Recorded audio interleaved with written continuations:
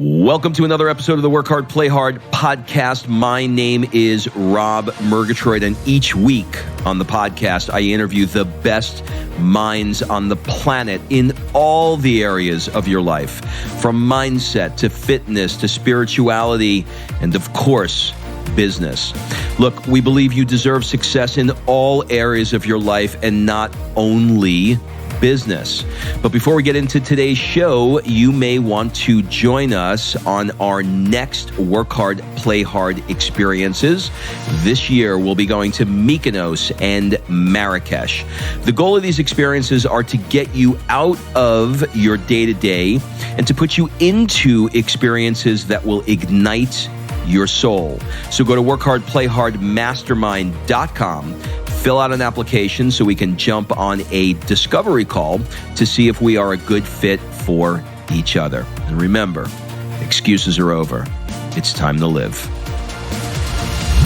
We really like to see less traveled places, and that's, for example, in New Zealand again. We could really do that because we had a year and an own van, and you can drive everywhere you want.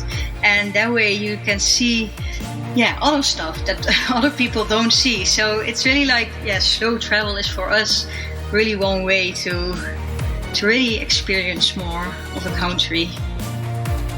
If you go in the Netherlands to Amsterdam, visit another city as well, because if we go to Amsterdam, we feel like tourists ourselves. And I think if you take your time more in a certain place, you already have a much deeper travel experience because you are more into the culture of the country.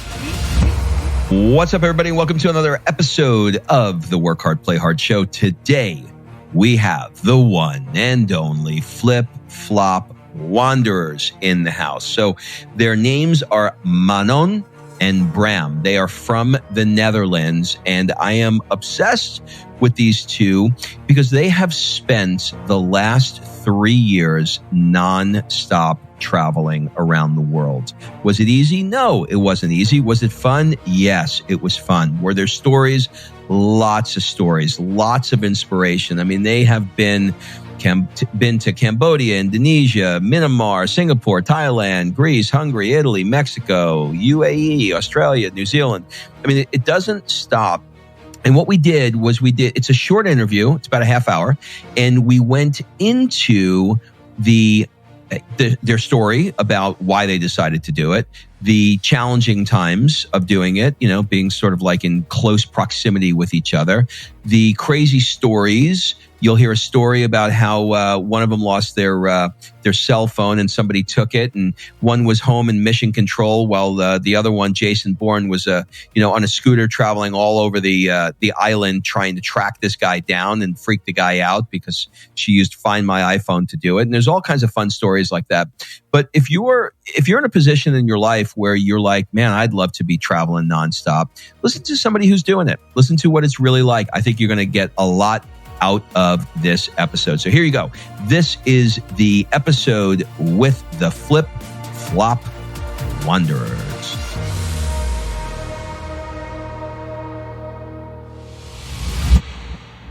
Well, the Flip Flop Wanderers are in the house. Hi, guys. Hi. Hey. Hello. So I have to ask you first, before we get into Flip Flop Wanderers and everything that is what you guys are all about, how do you say your beautiful Dutch names? I am Manon. And I am Bram.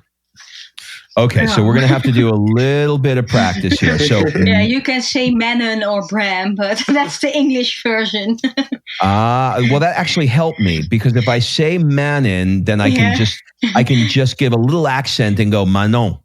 Yeah, that's more French, but yeah. Oh. So it's Manon and Bram. Yeah. Yes. All right. Well, listen.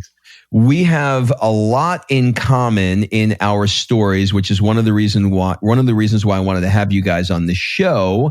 But I think a good place to start with you would be to start with the Netherlands. And here's my question. Why does every DJ in the world come from the Netherlands? In fact, if I did my research right, you two met each other at a music festival, right? Yeah, that's right. Yeah. Yeah, well, it's a good question because I don't know. I think all the good DJs are coming from here. I don't know why they are so good over here, but yeah, we have a lot of festivals as well in the Netherlands, and yeah, that's actually where we met. So yeah. Now, are you guys back home in the Netherlands now, or are you traveling? Yeah, right now we are in the Netherlands just for a few months. We have been traveling for 3 years nonstop, and now we are back for a while to work again for a bit. And yeah, so all right. So we're gonna start at the beginning here. Can you take me back to the conversation that you both had in the Netherlands about making the decision to leave the Netherlands and travel the world for 3 years? Walk me through how that happened. Well, it's actually longer ago than 3 years, but yeah. Okay. Well, We've been together for almost 10 we have years. been together for almost 10 years 9.5. already, and well, it was actually already half a year after we met each other. I got the opportunity to go to Curaçao, the Dutch Caribbean, for an internship. And that's already when we started talking to each other like, oh, we want to travel together maybe. And Bram wanted to go to Australia as well for his internship. So we were both already like, oh, we want to travel. Yeah. And yeah, he was finished with his study, and then he came to visit me in the Caribbean. And after that, we actually already started traveling together. Yeah. I stayed till the end of the internship, and we went for 6 weeks to the US to travel on the West Coast. Yes, and yeah, after that, it was like we came back home, and I needed to finish my study. We worked a bit, and then it was like, oh, you need to go away again. Yes, we wanted more.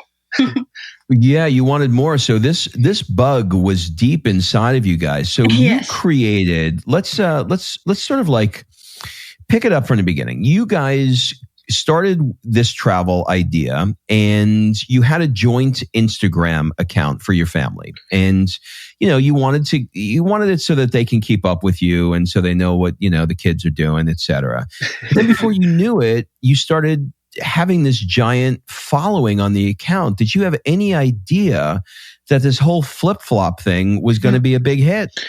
No, we had no idea. Not at all.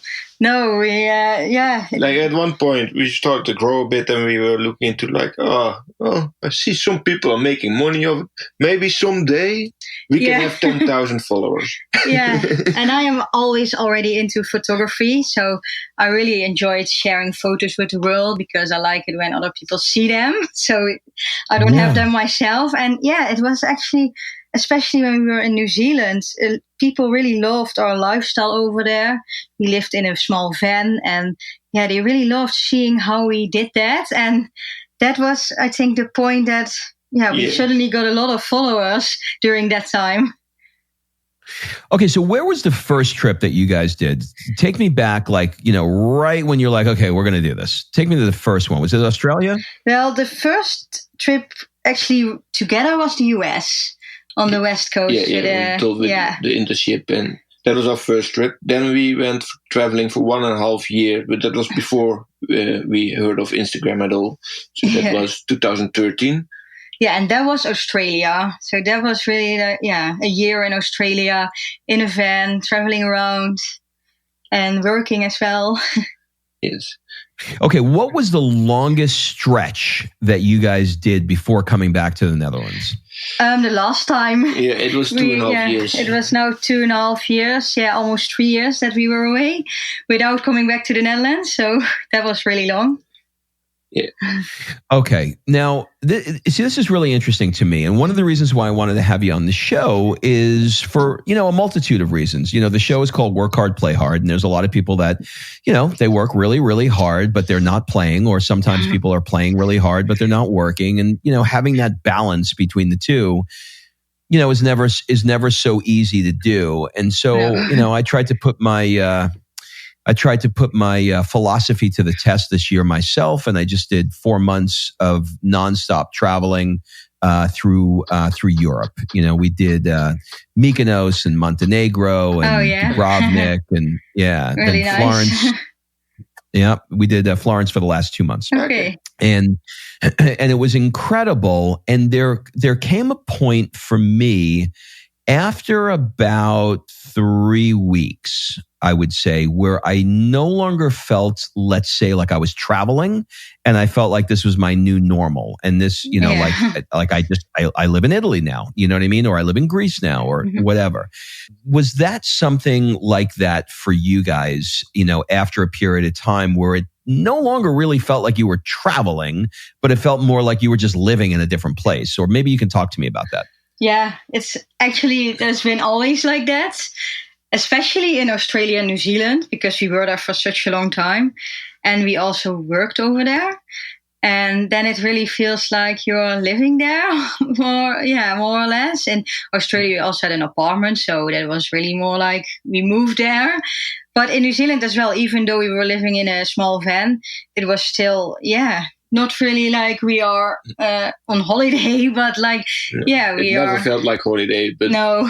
A bit like traveling and holiday are, in my eyes, it's a bit different. Yeah. Like relaxing on the beach, or seeing a different culture and a country.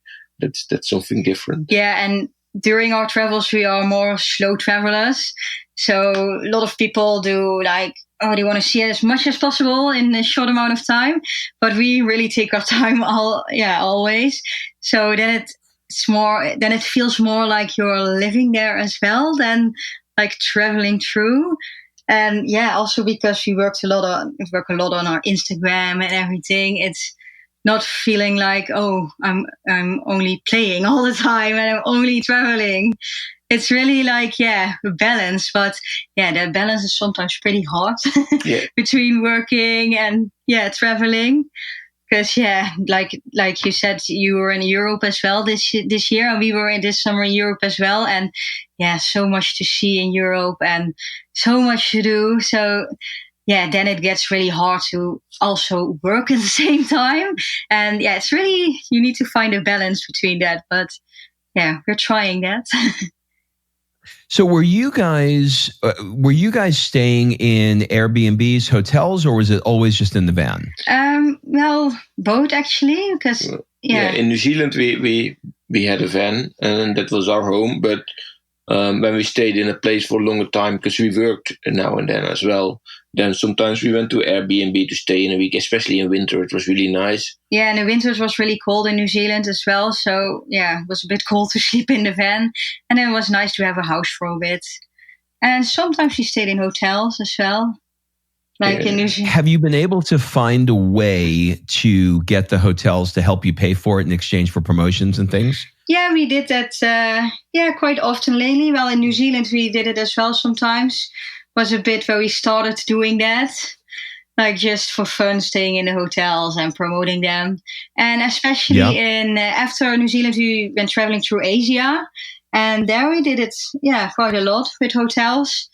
And we could stay there, and it really helps keeping the costs low. Most of the time we didn't get paid. No, not paid, but But in exchange for promotion, we could stay a couple of nights in a hotel.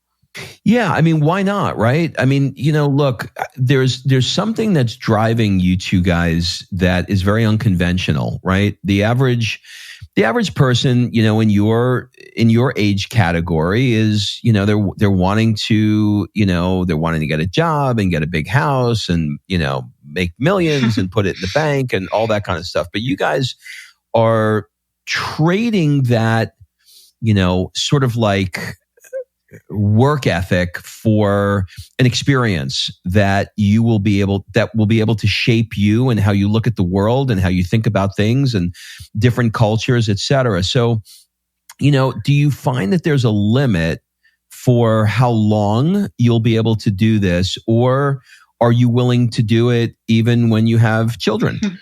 Well, it's something we are thinking about all the time. Because, we're now at an age that we also want to have children. And, not yet now. But, I don't know if we can do this lifestyle the rest of our lives. Because, I think it would be good to have a base somewhere in the world. Yeah. Where we can go back to. Yeah, because till now we have been traveling like full time, and every time at another place. And sometimes that gets a little bit hard, and we notice sometimes we just want to have a bit of a rest in between. And then it would be nice to have like a sort of base somewhere in the world. But for now we don't really know yet where that would be. But we are thinking about it like somewhere, a small house. We don't have to have much, like you said, a big house and millions, and we don't need that at all. We just want to have like a small house somewhere where you can go back to, and that would also be ideal with children. But maybe who knows, when we have children we will still be traveling like this. But we want to have a bit of a more of a permanent base. Yeah, I mean, it's interesting. I have a 5-year-old daughter, and I took my daughter with me, and so she's been to 17 countries now, and we actually had to get a new passport for her. That's really good. Because we filled it, and she's only 5 years old, so but she gets to have experiences like we did her 5th birthday party in the Eiffel Tower, so cool. So. These are experiences that, you just can't trade. So, true. I know one of the things you guys talk about is helping people to deepen their travel experience. What are maybe, 1 or 2 ways that you think you can help people add a deeper experience for the trips that they're on, when they do take them? Yeah, well, like we said, we really like slow traveling. And I think if you like take your time more in a certain place, you already have a much deeper travel experience because you are more into the culture of the country. Like we traveled in a van in New Zealand, and with that you meet a lot of local people on the campgrounds, for example, and also when we were staying in Airbnbs. You really meet like local people, and I think to deepen your travel experience, it's really cool to meet locals and see how they live, and and don't only go to the highlights, because you don't experience something. It's like if you go in the Netherlands to Amsterdam, visit another city as well, because if we go to Amsterdam, we feel like tourists ourselves. It's completely different than the rest of the Netherlands. Yeah, we really like to see like less traveled places, and that's, for example, in New Zealand again. We could really do that because we had a year and our own van, and you can drive everywhere you want, and that way you can see other stuff that other people don't see. So it's really like slow travel is for us really one way to really experience more of a country.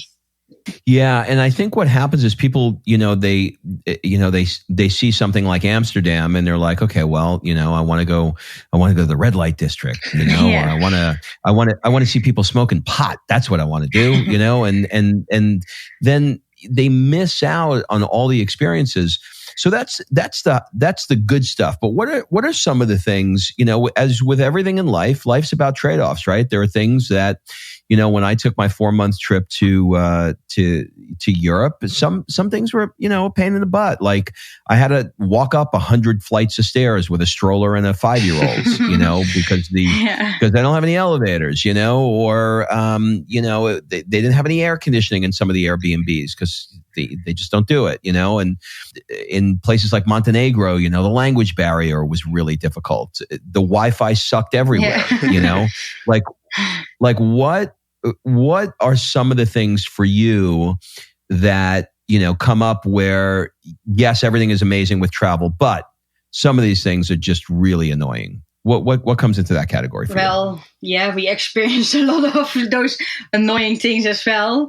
Like also in Asia, like in New Zealand and Australia, it was still, we had our own van and a bit of luxury, and in Asia it was just hopping around everywhere with our backpacks, and that's sometimes just annoying. You have to pack every day again. And the packing stuff. Unpacking, and then you think, oh, it's so nice to have a home for a while, to leave my stuff somewhere, and that's a bit, I think, for me, the only thing that that makes me tired a bit. But that was annoying with backpacking.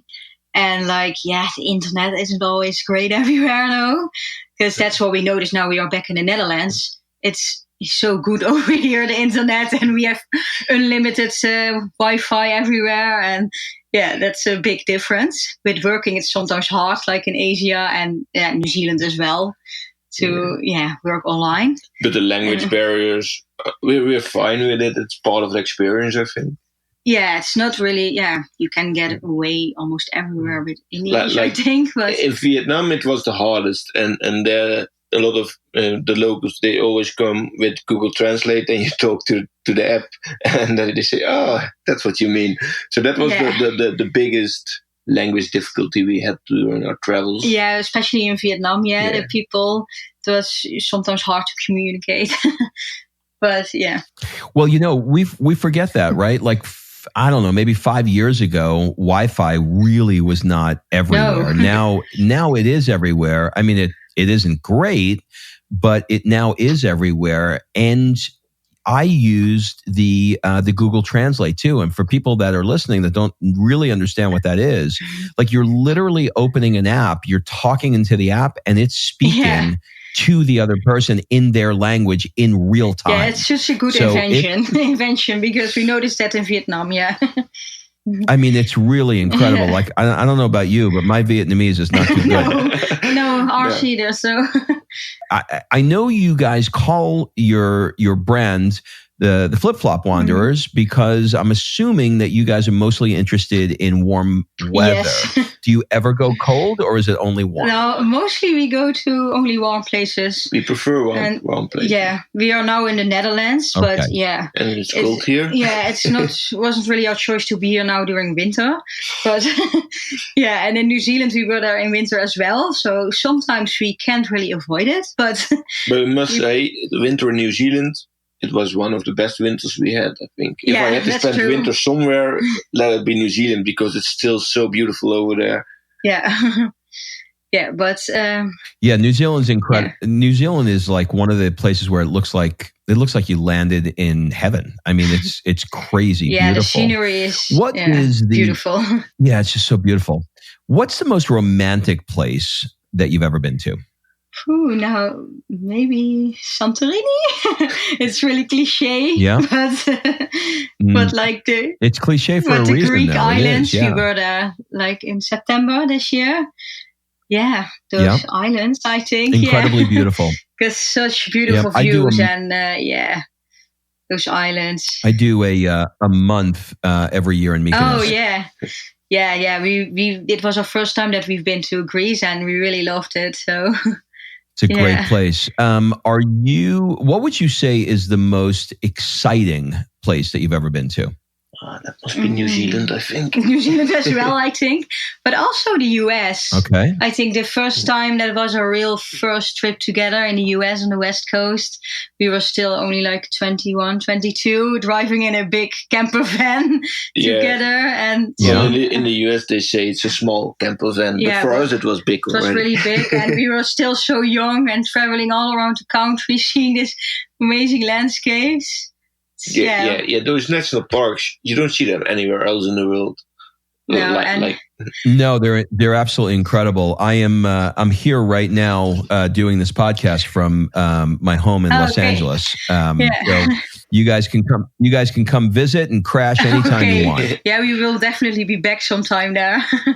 Because it's really nice. What would you say was the place that you went to that had the best food of anywhere? Here in Europe, at least. Italy or Greece. Sure. I think. Yeah. Italy or Greece, right? Just the food is just insane. Just perfect. How do you guys create space from each other? As human beings in a relationship, being on the road, that's got to be, I know for my wife and I, we have a great relationship, but there are times where, we just had to figure out how to give each other the time and the space because you're in very closed quarters for a very long period of time. And sometimes you just need to think, you know what I mean? Have you experienced any of that, or how do you guys navigate the relationship part of it? Yeah, we definitely need some space sometimes because you're always together all the time. And now I have to say that it goes really well between us. To be together all the time, but sometimes we will notice from each other when we need some space, and then if you're staying in hotels, one of us might go outside for a bit, or we also just say it to each other because, and we notice if we need some space, but we just say it to each other like, oh, I want to be alone now for a while, and it doesn't have to be that much, but. Yeah, indeed, go outside for a while. Or when we had the camper van, one of us stayed inside the van. Or if it was cold, went to the camp kitchen or something, just for a while to be away from each other. It's good. I mean, sometimes in relationship, people don't want to ask for what they need. So, being able to ask that question actually allows you, when you're together, to be even closer and even better because you had the space. So I love that. So we're going to play a little bit of, we're going to play a little game now. I'm going to mention the name of a country or a city, and I want you to tell me first thing that comes to mind. So we'll split it up. We'll start with Manon, and then we'll go to Bram. All right. So Manon will be first. Cambodia. Temples. Lots of temples. Bram, Indonesia. Nice beaches. Manon, Myanmar. Temples again. Bram, Singapore. Food. Manon, Thailand.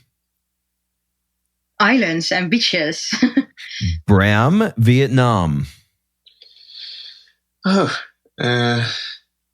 Not so nice people, but that's my experience. Interesting. We'll have to come back to that. Manon, Greece. Blue waters. Bram, Hungary. Second home. Oh, second home. That's interesting. Manon, Italy. Pizza. Bram, Mexico. Sombreros. Sombreros. I love that. Okay. Who am I up to? Bram, right? Mexico. Oh, just did. Sombreros. Oh, you just did you. I'm sorry, Manon. Manon, USA. Road trips. Road trips. Okay. Bram, United Arab Emirates. Dubai. Manon, Australia. Kangaroos and beaches. Bram, New Zealand. Nature. All right. Incredible nature. All right. Well, we covered definitely a lot of this. I want to ask you about losing your iPhone in Bali. Tell me about that. What happened there? Well, that's a fun story. We were on Nusa Lembongan, close to Bali, on an island. Yeah. And we were at we rented a scooter, a motorbike. Yeah, we rented a motorbike, and we were just driving around the island, and we were watching it. What's it called? Devil's Tears, I think. Devil's Tears, something like really big waves and really nice view. And I had a bit of a loose pants on, and I thought I put my phone in my pocket. But we went to the next place, and we were at a beach club, and I was there. I was like, "Oh, where's my phone?" And all of a sudden, I realized I didn't have my phone anymore. So I think I dropped it where we parked the scooter before. Yeah. So Bram drove immediately back to that place, and the phone wasn't there anymore. Of course, couldn't find it. We thought, I don't know, it's someone must have taken it or something. And then I noticed I had my iPad with me, and on the iPad you can see like where's my phone, the app, and you can see where your phone is located. You can even send them a message from call this number. Yeah. So I looked on where's my iPhone app, and then I all of a sudden saw the phone moving.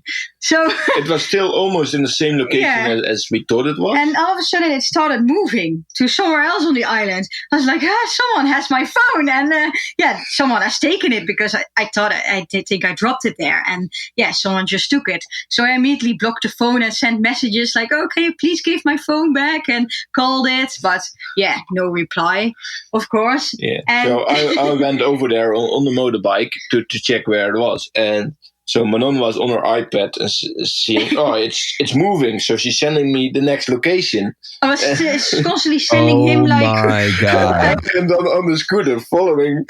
And I really crossed half of the island. Yeah, I was still sending him pictures like, he's there now. He's going that way.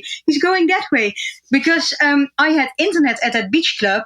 And we didn't have internet on our way or something, so Bram couldn't really check. So I had to send him like, he's going there, my phone. And he was like driving like crazy on a motorbike. I raced over the island. To that point where my phone maybe was. No, it's not a big island, but I went all the way to the other side, and I was in the middle of nowhere, and it said it stopped. Yeah, suddenly the location stopped, and it was like in the middle of a bush somewhere. And I said, I looked around, somewhere over there. There's some house over there. And then there was a guy standing, and I asked him, did you find the phone? But in the meantime, with the app, Manon let it ring, so it was like really loud. And he was like, yes, how did you find me? He was standing there with a phone in his pocket, like going off like crazy.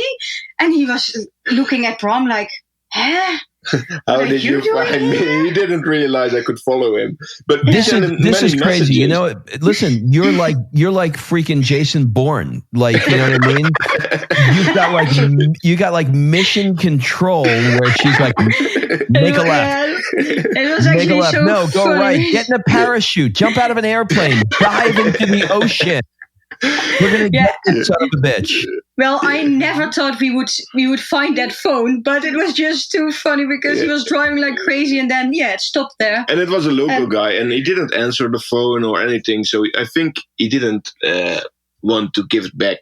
It was not his intention to give it back. He just found the phone, and so when I found him, he was a bit surprised, of course, and I'm quite tall compared with he's Indonesian. They're not really tall people, most of them. He must have put his hands up like he was under arrest, and he felt like the FBI got him. No, wow! He gave the phone willingly, and then he asked for money. But I thought, well, I'm not giving you money. I had to chase the whole island for you. I think he was probably like a bit scared, like, like, how is this possible? How did he find me with the phone? So he was a bit shocked, I think. And then he just gave the phone, and so it ended well. But it was just really funny.